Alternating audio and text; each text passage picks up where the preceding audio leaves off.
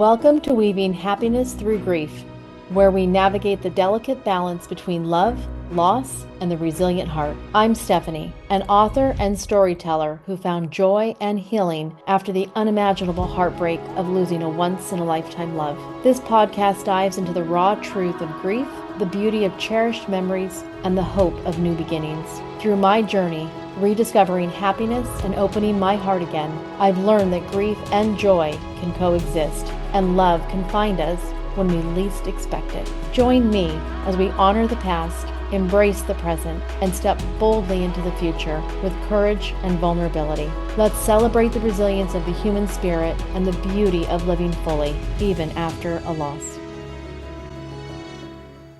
Welcome back. So things were going great with Tim and I. It was an exciting time. He was so kind and loving and gentle and allowing me to still love Jeff and honor Jeff and talk about him at times when I needed to, but at the same time, let our love start to blossom and grow. I knew this was a man that someone I could start to open up and give my heart to again. And that was really hard, to just feel like I'm ready to open up again. But I did. And I knew Tim was the one to do it with. So I wanted him to meet my children.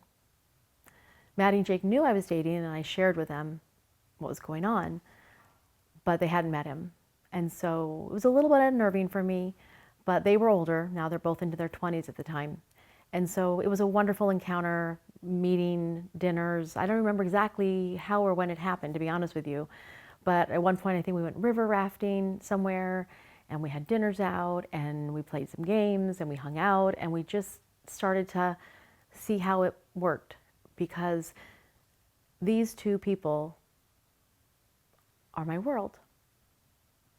And if Maddie and Jake hated him for some reason, which I knew they wouldn't, but if they just didn't connect and they couldn't enjoy one another, that was so important to me, that my children, because they had such a huge loss.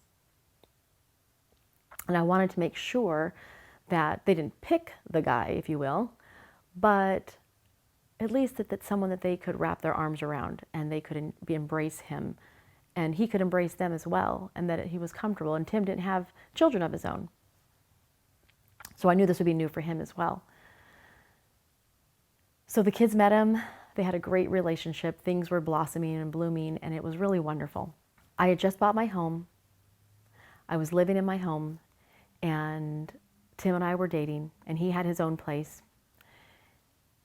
And it just kind of, I don't know, something just felt so right and so natural, and it was so organic. And I asked him, I said, do you want to move in? And that was, it just, again, everything was just lining up and feeling so right and feeling so natural. And I just didn't question it. If it felt right, no different than when I first met Jeff, it wasn't natural. Like, it wasn't normal to be living in different countries, in Canada and the US. So I just was still going with my instinct. If it felt right, trust yourself, trust your gut. And I did.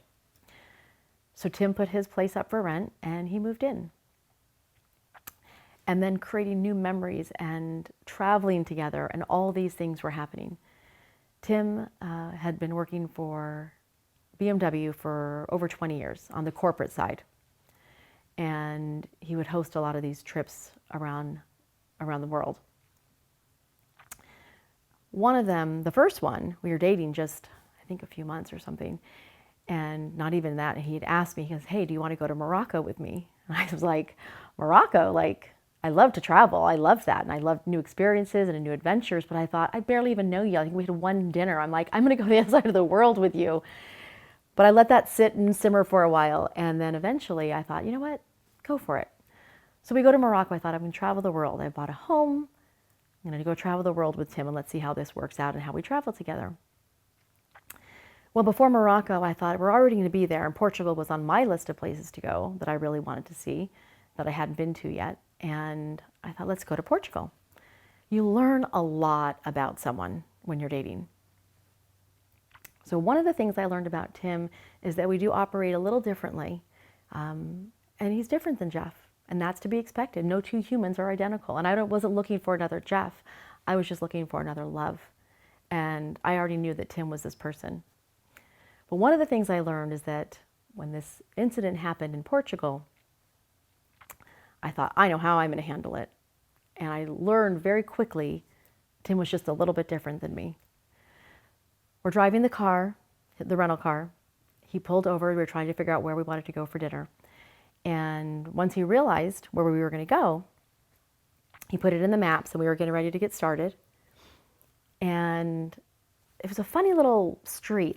There was a, almost like a little mini ditch, if you will, like a foot and a half in height, kind of like a drop. But there was nothing in there, just dirt.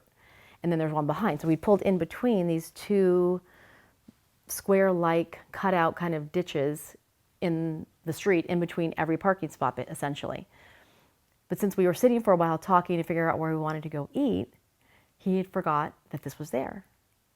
So he pulled forward, and the passenger front tire went right into this space, this hole. And we couldn't move. We were kind of dangling. So we were on this ditch thing, if you will, and the car's stuck. And he's a really strong guy, and he's really handsome, and he's got big muscles. He's like, I'm just going to lift it out. And I thought, we haven't even gotten to Morocco yet for your BMW trip. We don't need to be in the hospital.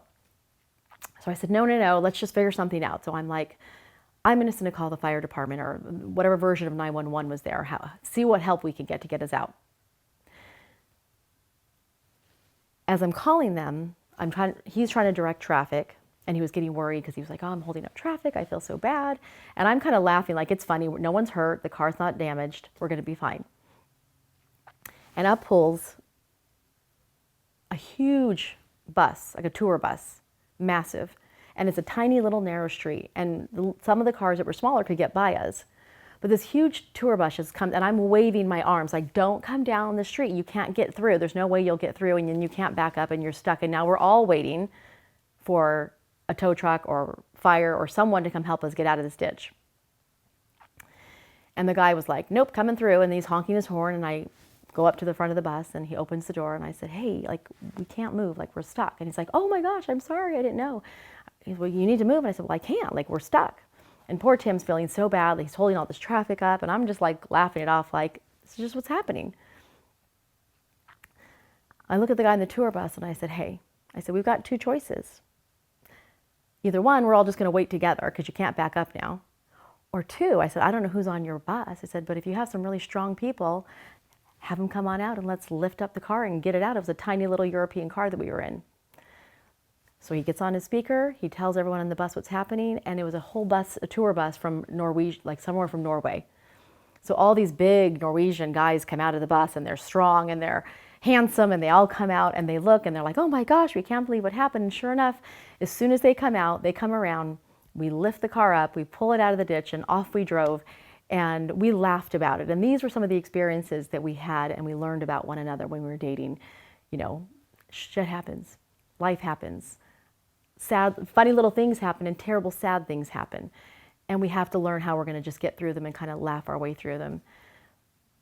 We went to Morocco. We had a wonderful time hiking the Atlas Mountains together. We both love to be fit and exercise and be adventurous. We rode camels.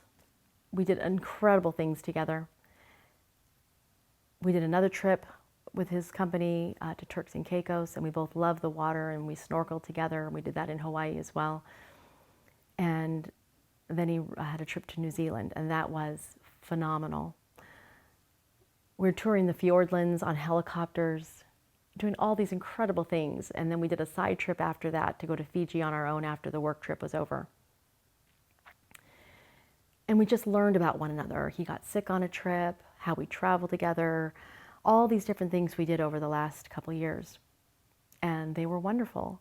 And we were creating our own new life and our own new memories. And most recently, we went to a trip in Tuscany.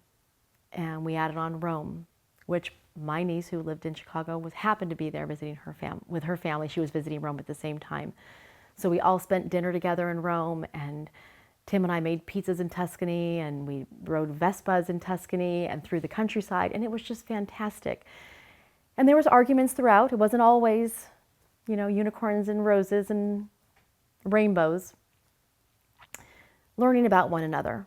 And here I am in my mid-50s. He's in his late 50s, and we're learning about one another, and we're starting this again. But it was fresh, and it was new, and it was exciting. and he's just a wonderful man. And I was thinking to myself, how blessed am I to have been gifted two incredible men. First Jeff, and now Tim. And I literally felt like I was the luckiest girl alive. As we close this episode of Weaving Happiness Through Grief, I want to thank you for joining me on this journey of remembrance, resilience, and rediscovery. Loss is a path none of us choose, but together we can walk through it, honoring the love that was and of the life that still awaits us. If today's story touched a part of your own journey, know that you're not alone. Grief, though profound, doesn't close us off from joy. It teaches us how to hold space for both love and loss. And sometimes it opens our hearts to unexpected new beginnings. Join me next time as we continue to explore healing, acceptance, and the beautiful bittersweet moments that remind us life can still be filled with happiness. And remember, while we honor the love that has shaped us, we open ourselves to the hope that the future holds. Please head over to the show notes to find out more of the ways I offer guidance on the topics I discuss in the podcast, or visit thestephanieduran.com. Until next time, take gentle steps forward, hold your memories close, and know that joy and love in all its forms continues on.